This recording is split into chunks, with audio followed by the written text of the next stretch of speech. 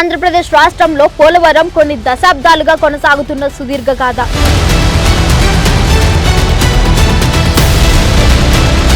గోదావరి మాదిరిగానే దీని ప్రయాణంలోనూ ఎన్నో మలుపులు, ఎన్నో అభ్యంతరాలను, అవరోధాలను అధిగమిస్తూ చివరికి జాతీయ హోదాను పొందింది.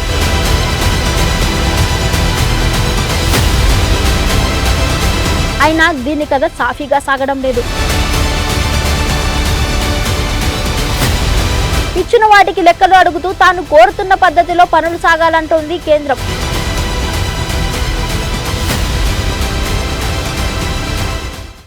ఆంధ్రప్రదేశ్ రాష్ట్ర ప్రజల సుదీర్ఘ కళ పోలవరం ప్రాజెక్టు. నవ్యాంధ్రప్రదేశ్కి జీవనాడి పోలవరం ప్రాజెక్టు. పోలవరం ప్రాజెక్టు నిర్మాణంతోనే ఈ రాష్ట్ర అభివృద్ధి ఆధారపడి ఉందని అనేక మంది విశ్లేషకులు చెబుతున్నప్పటికీ కూడా పోలవరం ప్రాజెక్టు యొక్క పరిస్థితి ఎక్కడ వేసిన గొంగలు ఎక్కడే అన్నట్టుగానే ఉంది. జాతీయ హోదా సంపాదించి 10 సంవత్సరాలు అవుతున్నప్పటికీ కూడా పోలవరం ప్రాజెక్టులో ఎటువంటి పురోగతి కనరాలేదు. ప్రభుత్వాలు మారుతున్నాయి, కానీ పోలవరం రాత మాత్రం మారడం లేదు. పోలవరం యొక్క వాస్తవిక పరిస్థితి ప్రస్తుతి ఎలా ఉందో అధాన్ టీవీ మీకు చూపించే ప్రయత్నం చేస్తుంది.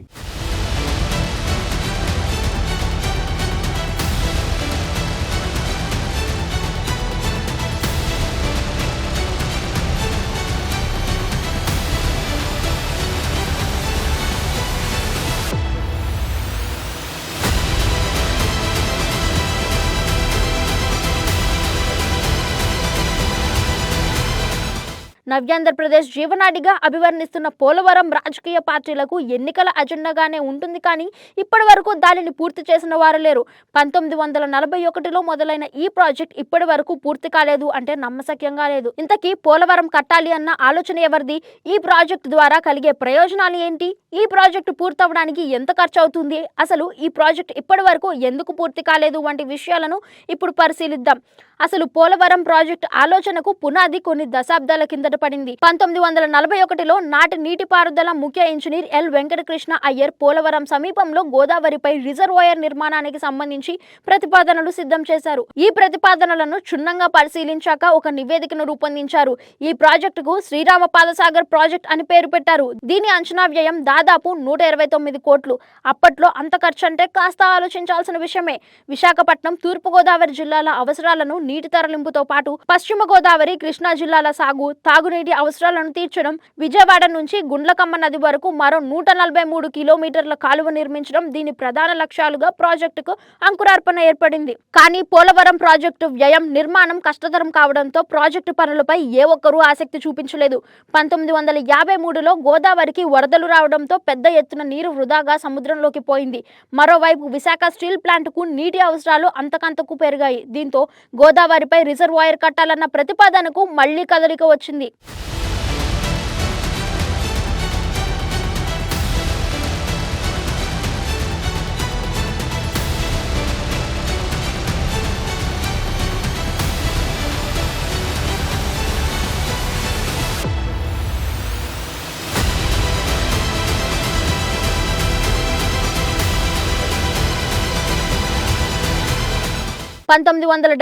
లో పోలవరం ప్రాజెక్టుకు సంబంధించి కొత్త ప్రతిపాదనలు సిద్ధం చేశారు. పోలవరం ప్రాజెక్టులో అత్యంత కీలకమైన ఘట్టానికి అంకురార్పణ ఏర్పడింది. 1981లో నాటి ముఖ్యమంత్రి టి అంజయ్య పోలవరం ప్రాజెక్టుకు శంకుస్థాపన చేశారు. అనేక రకాల పరిశీలనల తర్వాత 1986లో తుది నివేదికను రూపొందించారు. ఈ పోలవరం ప్రాజెక్టు ద్వారా నదులు అనుసంధానం చేయడమే మెయిన్ ఎజెండా. దీని ద్వారా కృష్ణా, గోదావరి నదులను అనుసంధానం చేస్తారు. గోదావరి నది నుండి 80 టీఎంసీల నీటిని కృష్ణా నదిలో కలిసేలా చేస్తారు.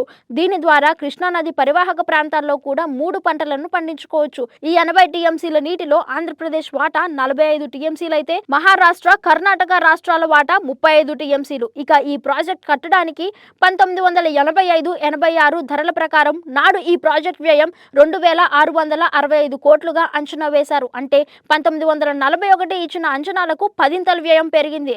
అప్పటికి ఈ ప్రాజెక్ట్ మొదలవలేదు.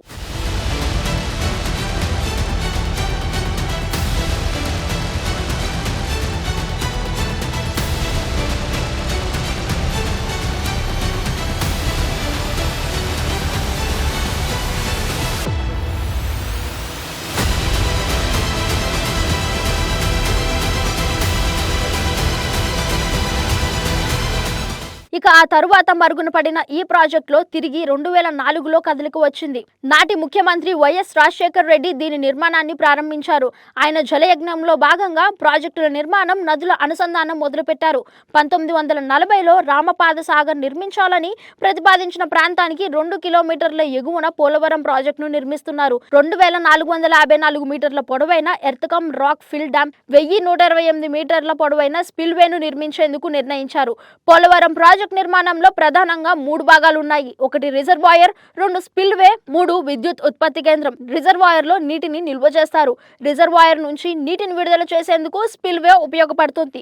2 కొండల నడుమ దీన్ని నిర్మిస్తున్నారు. మొత్తం 48 గేట్లు ఏర్పాటు చేస్తున్నారు. రిజర్వాయర్ కు 2 కాలువలుంటాయి. ఒకటి కుడివైపు, రెండోది ఎడమవైపు. వీటి ద్వారా నీటిని తరలిస్తారు. ఎడమ కాలువ 181.50 కిలోమీటర్ల పొడవు. తూర్పు గోదావరి, విశాఖపట్నం జిల్లాలలో దాదాపు 4 లక్షల ఎకరాలకు సాగునీరు అందిస్తామని చెబుతున్నారు. అలాగే విశాఖపట్నం నగరానికి తాగునీరు ఇవ్వనున్నారు. ఈ కాలువను జల రవాణాకు కూడా ఉపయోగించనున్నారు. కుడి కాలువ 174 కిలోమీటర్ల పొడవు. పశ్చిమ గోదావరి, కృష్ణా జిల్లాలలో దాదాపు 3 లక్షల ఎకరాలకు సాగునీరు అందించనున్నారు. అలాగే 80 టీఎంసీల గోదావరి జలాలను కృష్ణా బేసిన్ కు తరలించనున్నారు. ఇది రిజర్వాయర్ ఆనకట్ట. ఇందులో అనేక భాగాలున్నాయి. డయాఫ్రమ్ వాల్, నది మధ్యలో దాదాపు 300 అడుగుల లోతులో కడుతున్న కాంక్రీట్ గోడ. నీరు లీకేజీ కాకుండా ఇది కాపాడుతుంది. దీని పొడవు 2454 కిలోమీటర్లు. రాతి, మట్టి కట్టడం. డయాఫ్రమ్ వాలుకు ఇరువైపులా రాతి, మట్టి కట్టడం నిర్మిస్తారు. ప్రధాన డ్యాంను నిర్మించేందుకు నీరు అడ్డు తగలకుండా ఉండేందుకు తాత్కాలికంగా నిర్మించే కట్టడాన్నే కాఫర్ డ్యామ్ అంటారు. పోలవరం విషయంలో 2 కాఫర్ డ్యాంలు ప్రతిపాదించారు. నది ప్రవాహం అడ్డు తగలకుండా ఎగువన ఒకటి, ధవళేశ్వరం బ్యారేజీ బ్యాక్ వాటర్ అవరోధం కలిగించకుండా దిగువన ఒక డ్యాం నిర్మించాలని నిర్ణయించారు.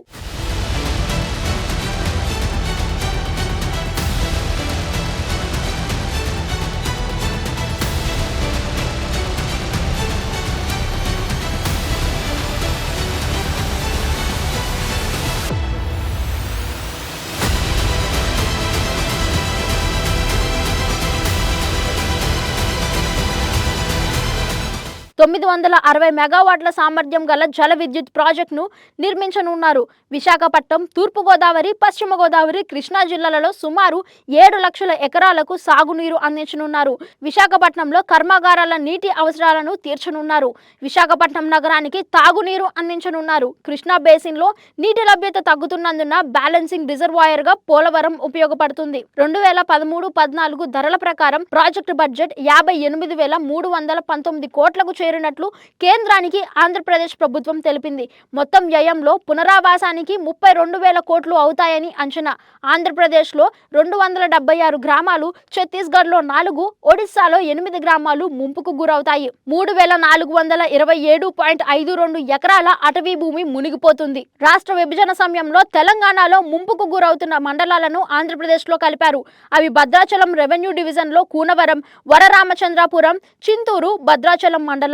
పాల్వంచ రెవెన్యూ డివిజన్లో వేలేరుపాడు, కుక్కునూరు, బూర్గంపాడు మండలాలు. పోలవరం ప్రాజెక్టు నిర్మాణ దశలో 2014 నుండి 2019 వరకు సమయాన్ని స్వర్ణయుగంగా పోల్చవచ్చు. 2014 సంవత్సరంలో నవ్యాంధ్రప్రదేశ్ ఏర్పడిన తరువాత రాష్ట్ర ముఖ్యమంత్రిగా చంద్రబాబు నాయుడు పదవి బాధ్యతలు చేపట్టినప్పటి నుండి ప్రతి నెలలో 3వ సోమవారం పోలవరంగా నామకరణం చేసి పోలవరం పనులు దగ్గరుండి పర్యవేక్షించారు. చంద్రబాబు నాయుడు తన పదవి కాలం పూర్తయ్యే సమయానికి 75% పైగా పనులు పూర్తి చేశారు. 2017 నాటికి పోలవరం ప్రాజెక్టు పనులలో పురోగతి ఈ విధంగా ఉండేది. రిజర్వాయర్ ఎర్త్ వర్క్ 68%, కరకట్ట నిర్మాణం 9% పూర్తయి ఉంది. అంతేకాకుండా కుడి కాలువ ఎర్త్ వర్క్ 100%, లైనింగ్ పనులు 81% వరకు పూర్తయ్యాయి. ఇక ఎడమ కాలువ పనులు ఎర్త్ వర్క్ 87%, లైనింగ్ పనులు 62% వరకు పూర్తయ్యాయి. ఈ ప్రాజెక్ట్ నిర్మాణం ఇంత లేట్ అవడానికి కారణం దాని నిర్మాణ వ్యయం. ప్రాజెక్ట్ నిర్మాణం ఆలస్యం అవుతున్న కొద్దీ దాని ఖర్చు కొండ పెరుగుతున్నట్టుగా పెరుగుతుంది. ఇందుకు గాను ఈ ప్రాజెక్టును మేమే నిర్మించుకుంటాము అని ఆంధ్ర రాష్ట్ర ప్రభుత్వం చెప్పినా పెరిగిన ఖర్చుతో పాటు రాష్ట్రం విడిపోయిన తరువాత తరుగు బడ్జెట్లో ఉన్న ఆంధ్ర రాష్ట్రం ప్రాజెక్టు ఖర్చును భరించలేదని విభజన హామీలలో భాగంగా పోలవరానికి జాతీయ హోదా ఇచ్చారు. అయితే 2016లో చంద్రబాబు ప్రభుత్వం ఈ బాధ్యతను భుజానికెత్తుకుంది. నిర్మాణ పనులు వేగంగా పూర్తి చేసే లక్ష్యంతో దానిని సిద్ధపడింది.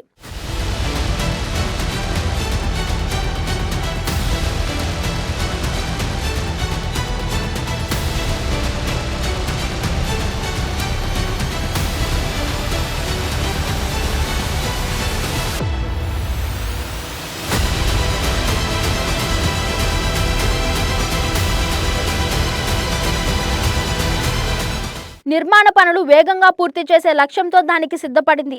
అదే సమయంలో ప్రత్యేక ప్యాకేజీ పేరుతో కేంద్రం ఏపీకి పలు వరాలు ప్రకటించినట్టు నాటి కేంద్ర ప్రభుత్వం వెల్లడించింది. వాటితో పాటుగా పోలవరం ప్రాజెక్టు నిర్మాణ అంచనాలు 2013-14 లెక్కల ప్రకారమే చెల్లిస్తామని కేంద్ర కేబినెట్ తీర్మానంలో చెప్పారు. ఆ తర్వాత నిర్మాణ పనులు ఆశించిన స్థాయిలో జరగలేదు. దాని మూలంగా నిర్మాణ వ్యయం పెరిగింది. సిమెంట్, స్టీల్ సహా అన్ని ధరలు రెట్టింపు స్థాయిలో ఉన్నాయి. ఈ నేపథ్యంలో అంచనా వ్యయం సవరించాలని ఏపీ ప్రభుత్వం కోరింది. నిర్మాణంలో జరిగిన జాప్యం కారణంగా పెరిగిన వ్యయంతో పాటు డిజైన్లలో పలు మార్పులు చేర్పులు, ధరల పెరుగుదల, కొత్తగా అమలులోకి వచ్చిన భూసేకరణ చట్టంలోని నియమ నిబంధనలను అనుసరించే భూసేకరణకు, నిర్వాసితుల పునరావాసం, పునర్నిర్మాణానికి అయ్యే ఖర్చును కూడా పరిగణలోకి తీసుకోవాలని కేంద్రాన్ని అప్పటి రాష్ట్ర ప్రభుత్వం కోరింది. 2017-18 నాటి ధరల ప్రతిపాదికపై 57,297 కోట్లతో సవరించిన అంచనా వ్యయాన్ని రాష్ట్ర ప్రభుత్వం పోలవరం ప్రాజెక్టు అథారిటీకి సమర్పించగా టీఏసీ సూచనల మేరకు అంచనా వ్యయాన్ని రెండోసారి సవరించి 55,548 కోట్లతో ప్రతిపాదనకు సమర్పించారు. టీఏసీ ఈ ప్రతిపాదనలను ఆమోదిస్తూనే వాటిని కేంద్ర జల సంఘం ఆధ్వర్యంలోని రివైజ్డ్ కాస్ట్ కమిటీ పరిశీలనకు పంపింది.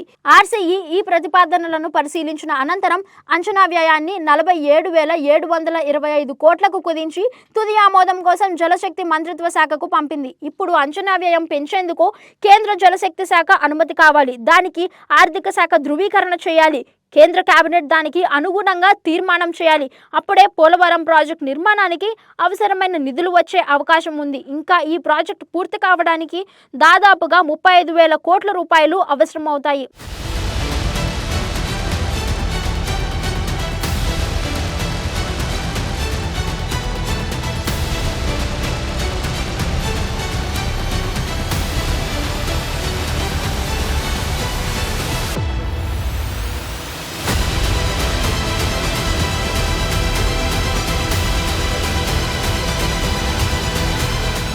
రెండు 2019 ఎన్నికల్లో గెలుపొందిన తర్వాత వైఎస్ఆర్ కాంగ్రెస్ పోలవరం ప్రాజెక్టుపై దృష్టి సారించలేదని వాదన బలంగా వినిపిస్తోంది. 2019 నుండి 2024 మధ్య కాలంలో ఇద్దరు జలవనరుల శాఖ మంత్రులుగా బాధ్యతలు నిర్వహించిన అనిల్ కుమార్ యాదవ్, అంబటి రాంబాబులు పోలవరం ప్రాజెక్టు నిర్మాణం కంటే వ్యక్తిగత విమర్శలపైనే దృష్టి సారించారు. జగన్మోహన్ రెడ్డి ప్రభుత్వం చేపట్టిన రివర్స్ టెండరింగ్ కూడా పోలవరానికి శాపంగా మారింది. ఇప్పుడు మరోసారి ఎన్డీఏ కూటమి అధికారంలోకి రావడంతో మరోసారి పోలవరం అంశం చర్చనీయాంశంగా మారింది. రెండవసారి అధికారంలోకి వచ్చిన చంద్రబాబు నాయుడు పోలవరం ప్రాజెక్టును పూర్తి చేసి జాతికి అంకితం ఇస్తారని ప్రజలు ఆశాభావం వ్యక్తం చేస్తున్నారు. పోలవరం నిర్మాణంతోనే ఆంధ్రప్రదేశ్ రాష్ట్ర ప్రగతి రథచక్రాలు ముందుకు సాగుతాయని ప్రజలు ఆశిస్తున్నారు. దీని నిర్మాణానికి అవసరమయ్యే నిధులు కేంద్రం ఇస్తుందనే అంచనాలు ఉన్నాయి. పోలవరం ఊపిరి పీల్చుకో, చంద్రబాబు వచ్చాడు అంటూ గోదావరి జిల్లా వాసులు నినాదాలు చేస్తున్నారు.